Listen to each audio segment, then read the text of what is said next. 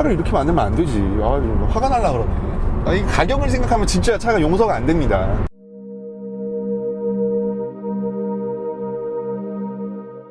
Summer's calling.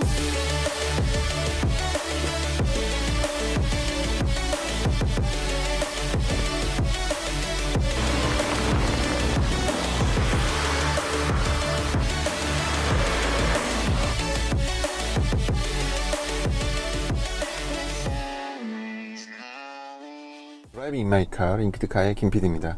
계속해서 스토니 1.4 가솔린 모델이고요. 전편에 그 저속 주행에 대한 리뷰에 이어서 이번에는 좀 고속 주행에 대한 좀 말씀을 드릴 거예요. 전편에서 제가 이제 재원에 대한 좀 설명을 드렸고요. 지금 이번 편에서는 이제 고속 주행을 하면서 이제 경쟁 모델인 뭐 K3, 그다음에 아반떼, 티볼리, 코나 이런 차량들과 좀 비교를 해서 어느 정도의 그 퍼포먼스하고 그다음에 주행 특성을 보여주는지 그런 부분들을 중점으로 리뷰를 하겠습니다.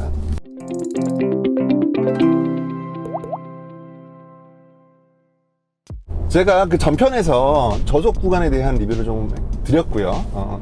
제가 지금 이걸 좀 이렇게 주행을 계속 해보니까 지금 이 소닉이라는 차량은 이 파워트레인에 대한 세팅이 말하자면 좀 이 저속 구간에 좀 최적화가 됐다라는 느낌이 들어요. 사실 제로백 0km에서 100km까지의 어떤 이런 가속 성능은 그렇게 나쁘다고 이야기하기는 힘들어요. 그렇게 크게 떨어진다? 1.4L고 그냥 6단 토크 컨버터가 달려있는 거 치고는 뭐 그렇게 떨어진다? 라는 생각은 들지는 않아요. 그런데 이제 문제점이 뭐냐면요. 이제 고속 구간을 달릴 때 예를 들어서 시속 한 80km, 80km 정도에서 흔히 우리가 얘기하는 추월 가속이라고 하잖아요. 80km에서 앞차가 조금 너무 저속으로 달려서 내가 이 차를 추월을 해야 되겠다. 고속도로에서 앞차가 뭐 예를 들어서 제한 속도는 110km인데 80km로 달리고 있어요. 자, 그러면 내가 앞차를 추월을 해야 되잖아요. 그러면 한 80km 정도에서 한 120km까지의 구간이 이제 추월 가속 구간이 될 거 아닙니까? 그런데 얘는 문제가 뭐냐면 시속 60km 정도에 이미 6단이 들어가 있어요. 이미 6단이 들어가 있는 상태에서 내가 깜빡이를 켜고 풀악셀을 때려도 자, 아직 100km예요? 아직도 120km에 도달이 못했습니다, 지금. 이거를 참. 그러니까 이게 일상 주행, 그러니까 고속 구간에서의 일상적으로 누구나 다 겪는 일이란 말이죠. 이게 무슨 이 차의 컨셉이 대단한 퍼포먼스 머신이 아니고 스포츠한 성향의 차가 아니기 때문에 저는 지금 이번 리뷰를 그냥 일상 영역에 맞춰서 하려고 하는데 지금 이 차량은 이제 고속 구간에서는 일상 영역에서도 좀 문제가 있다는 거예요. 0km에서 한 80km까지 저속 구간에서는 사실 가속 성능에 대한 이제 하이 RPM을 막 올려서 쓰게 되면은 그렇게 크게 가속 성능이 떨어진다라는 생각은 들지는 않단 말이에요. 그러니까 저속 구간에서는 충분히 앞차를 추월도 가능하고 내가 충분히 가속을 할 수가 있습니다. 그런데 여기서는 한 이제 계기판상 속도입니다. 이거는 GPS 속도도 아니고 한 80km에서 앞에 차가 있어요. 차가 있어서 내가 킥다운을 하고 RPM이 지금 5,500까지 올라갔어요. 이제 100km. 아직도 120이 안 됐어요. 이제 120입니다.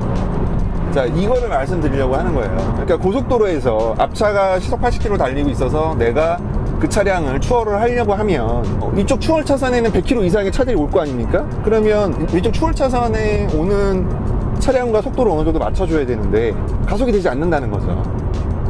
이렇게 되면 굉장히 좀 위험한 상황이 올 수 있다는 겁니다. 그 다음에 운전을 잘 하시는 분 같으면 내가 차량의 출력을 감안을 해서 충분히 더 가속을 어떻게 뭐 앞차와 거리를 벌리든 충분히 더 가속을 해서 그 차량을 따라잡을 수가 있어요. 운전을 잘 하시는 분들은. 그런데 운전의 실력이 그만큼 되지 않으신 분들은 이 80km 앞에 80km 달리고 있는 차량을 따라잡을 수가 없는 거예요. 이렇게 되면 차의 퍼포먼스가 이 정도밖에 안 나오게 되면 앞차를 따라잡을 수가 없는 겁니다. 그러면 실용 구간에서 이 차량을 운전을 할 때 운전을 할 수가 있겠죠, 당연히.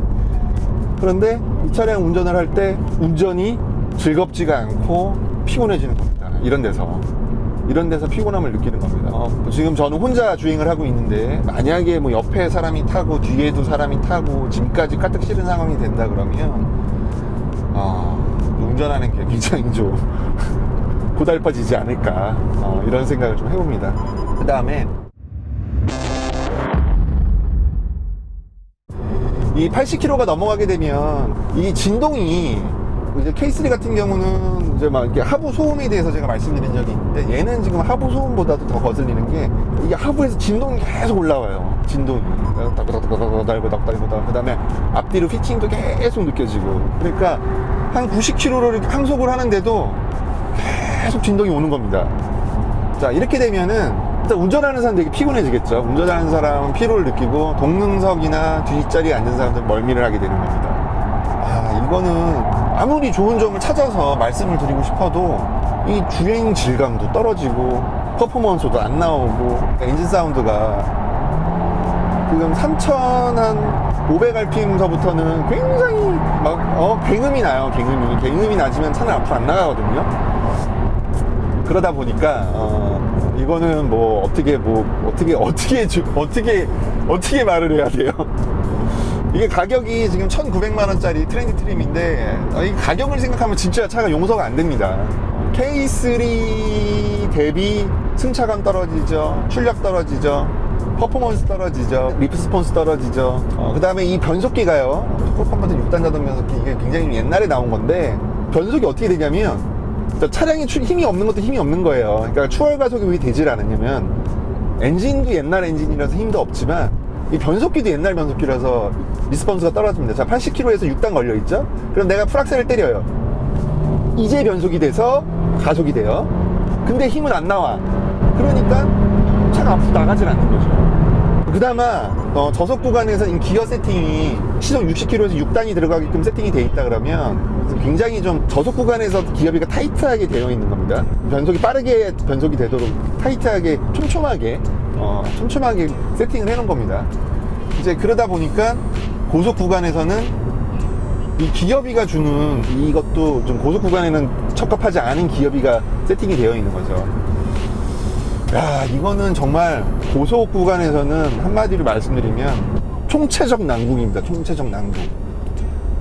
이건 뭐 엔진도 힘이 없어, 변속기도 느려, 승차감도 안 좋아, 가격도 비싸.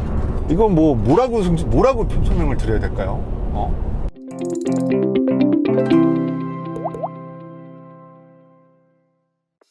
시속 한 110km에서 제가 브레이크를 밟아봤습니다.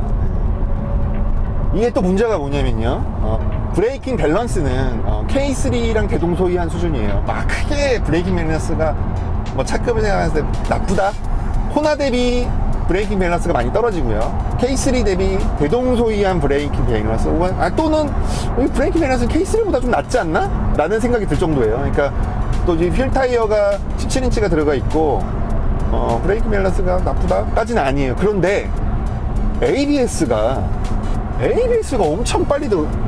내가 그렇게 급격한 브레이킹도 아니거든요. 그런데 ABS가 엄청 빨리 들어와요. 엄청. 거의 티볼리만큼 빨리 들어오는 것 같아요. 많은 리뷰들에서 이러한 이야기를 다뤘지만 ABS가 빨리 들어온다는 것은 차체의 밸런스가 좋지 못하다는 일종의 반증이기도 합니다. 많은 리뷰들에서 이런 이야기를 하지만 저도 맞다라고 생각을 하거든요. 그 이야기가 ABS가 빨리 들어온다는 거는 밸런스가 좋지 못하니까 ABS가 빨리 들어오는 건 아니냐라고 저도 생각을 합니다. 근데 ABS가 굉장히 빨리 들어와요. 그러니까 이제 브레이킹 밸런스가 크게 나쁘다까지는 아닌데, 착각을 생각했을 때 ABS가 이렇게 빨리 들어오면은 제동거리가 길어지겠죠. 예, 제동거리가 길어질 수밖에 없는 거고, 그렇다면은 이거는 문제가 있지 않나. 차량 가격이 1,500만원 언더 정도에서 세팅이 됐다라 그러면, 기존에 이제 기아 프라이드가 한 1,500만원 언저리에서 세팅이 가능했죠. 1,500만원 언저리에서 구매가 가능한 차량이라 그러면 가격이 있으니까 어느 정도 감안을 해줄 수가 있습니다. 그런데 이 스토닉 같은 경우에는 지금 이 트렌디 트림이 1,900만원이고 K3 대비 옵션이 특출난 것도 아니에요. 더 좋지 않아요, 옵션이. 그러니까 K3보다 옵션도 더 떨어지는데 차량의 퍼포먼스도 너무 떨어지고요. 여러 가지 밸런스들도 너무 많이 안 좋습니다. 디자인은 스토닉이 뭐 저는 개인적으로 더 낫습니다, 아반떼보다. 그런데 이 고속주행 아반떼가 너무 좋아요.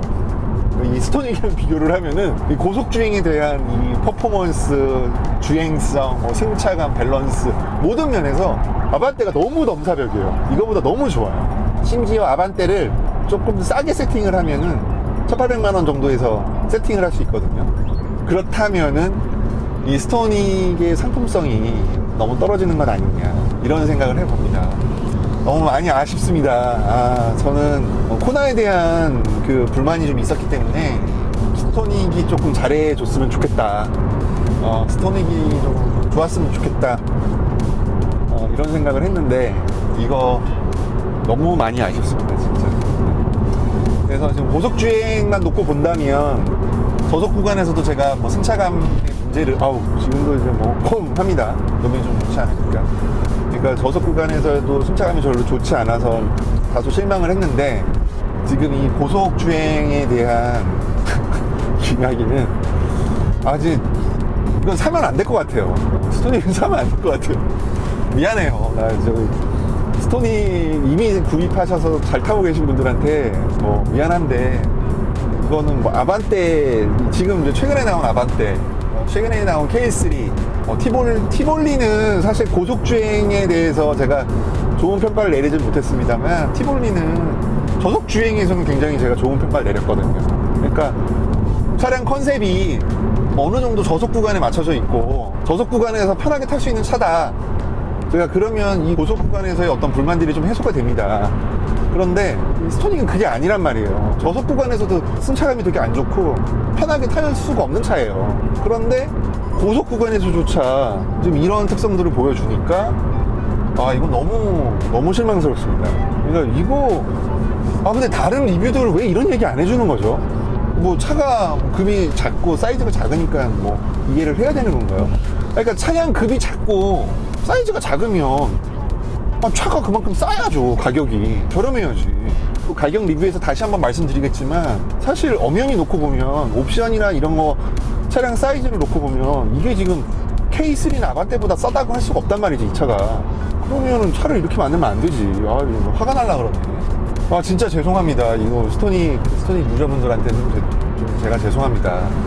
제가 코나 타면서 굉장히 불만이 많아서 스토닉이 더 낫지 않을까라는 사실 기대를 했는데, 코나보다 조금 가격은 조금 싼데 이게 지금 만족감은 많이 떨어져요, 코나보다도. 최근에 국내에서 구입할 수 있는 2천만 원 언더에 최근에 나온, 이제 국내에서 나온 차들 중에서 이 정도로 가치 대비 가격이 비싼 차가 있을까? 반대로 가격 대비 상품성이 떨어지는 차가 있을까? 좀 생각을 해보는 문제인 것 같아요. QM3? QM3가 이거보다 떨어질까? QM3 제가 안 타봐서 쉐보레 계열은 이거보다 좀 더 안 좋을까요? 이거보다 후진차가 있을까?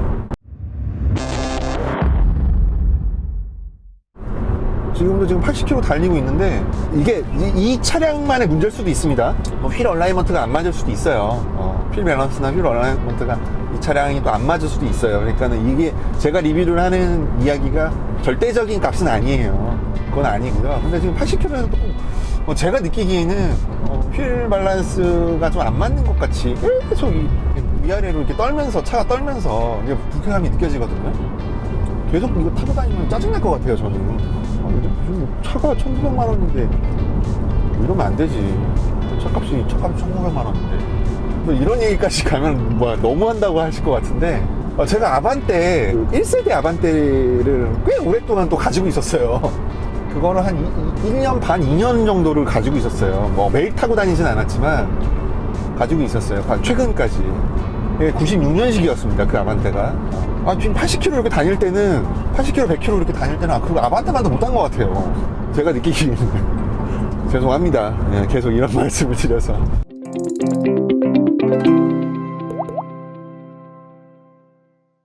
지금 이게 그 출력이 낮은 것도 있는데, 제가 이제 그 변속기의 문제도 있다라고 말씀을 드렸잖아요. 이 겨속 구간에 기어비가 맞춰져 있고 힘도 좀 많이 안 나오고, 더군다나 이제 변속기의 동력 손실률도 제가 재보진 않았지만 이 정도면 15% 이상 나오는 것 같아요. 그러다 보니까 완전히 풀가속을 했을 때 실질적인 가속 구간은 140km 정도가 한계점이라고 보면 돼요. 그리고 완전히 이제 막 탄력이 붙어야 한 150km 정도까지 나갑니다. 이 정도의 가속 성능을 보여준 차가 이제 제가 타본 차 중에서는 모닝이 사실 유일했거든요. 이게 지금 1.4L고 차량 무게가 1200kg도 안 되는데 이런 최고속 영역에서의 이제 가속적인 부분도 이제 차의 뭐 밸런스나 진동도 진동이지만 이 파워트레인이 주는 이 가속 퍼포먼스도 좀 많이 떨어지는 편입니다. 그런 점들을 좀 염두에 두시고 차량을 구매해 주셔야 될 것 같습니다. 뭐 참고로 말씀드리면 코나 같은 경우에 이제 디젤 모델도 180km까지 가속이 되고요. 아반떼 같은 경우도 뭐 180km까지 가속이 됩니다. 그러니까 요즘 나오는 차량들이 사실 뭐 이렇게 2천만 원 언더의 차량들도 180km 정도까지는 무난하게 그래도 가속이 되거든요. 근데 지금 이 차량은 수능 1.4 이 가솔린 모델은 거의 이제 뭐 한계점이 한 140, 150 정도라고 보시면 되고, 이렇게까지 가속이 되지 않았던 모델이 이제 그 쌍용의 티볼리 디젤이 이렇게까지밖에 가속이 안 됐죠. 그런데 이제 쌍용 티볼리 디젤 같은 경우는 고속에서 이제 그런 부분들은 굉장히 좀 불만스럽지만 저속 구간에서는 굉장히 좀 퍼포먼스도 괜찮고 승차감도 좋았기 때문에 제가 이제 저속 구간에 세팅된 거다. 티볼리 디젤은 저속 구간에 세팅됐으니까 그런 용도로 타시면 된다라고 말씀을 드렸는데, 스토닉은 사실 조금 이게 컨셉이 좀 많이 모호합니다. 그런 점들을 좀 염두에 두시고 차량을 선택하시면 될 것 같습니다. 다시 한번 말씀드리지만 근데 이 퍼포먼스 구간은 사실 이 차량의 문제도 아니에요. 이건 누가 몰더라도 똑같은 거라서 이 퍼포먼스에 대한 거는 이건 팩트입니다. 차량의 특성이나 개인차가 아니라 이건 팩트입니다. 고속 구간에서의 퍼포먼스는 팩트니까 그 부분은 어느 정도 고려를 하셔서 차량을 구매해 주시면 되겠습니다.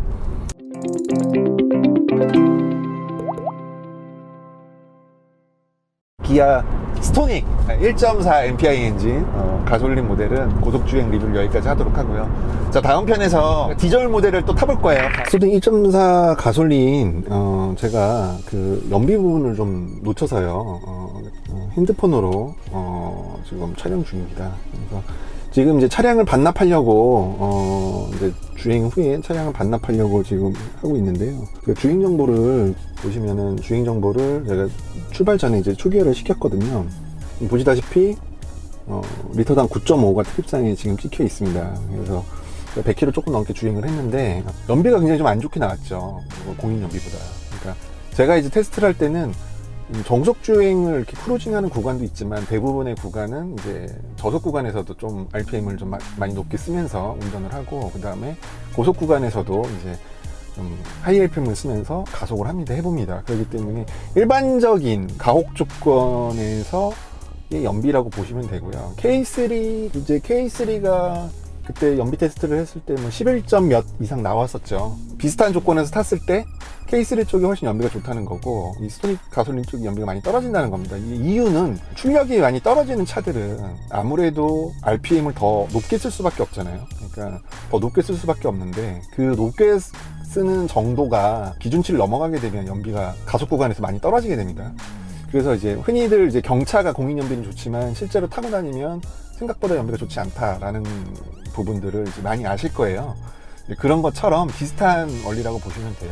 RPM을 높게 써야 되기 때문에 기름을 좀 많이 소모를 하고, 그 다음에 변속기가 옛날 변속기이기 때문에 동력 손실률이 좀 많습니다. 변속기의 동력 손실률은 연비하고 직결이 되거든요. 그래서 이제 그런 부분들, 그러니까 크루징 연비는 뭐 잘 나올지 모르겠지만 일상 주행을 했을 때, 가속과 감속을 반복하는 일상 주행을 했을 때는 연비가 좀 K3나 아반떼 대비 많이 안 나올 수 있다는 점도 말씀드리고 싶었습니다.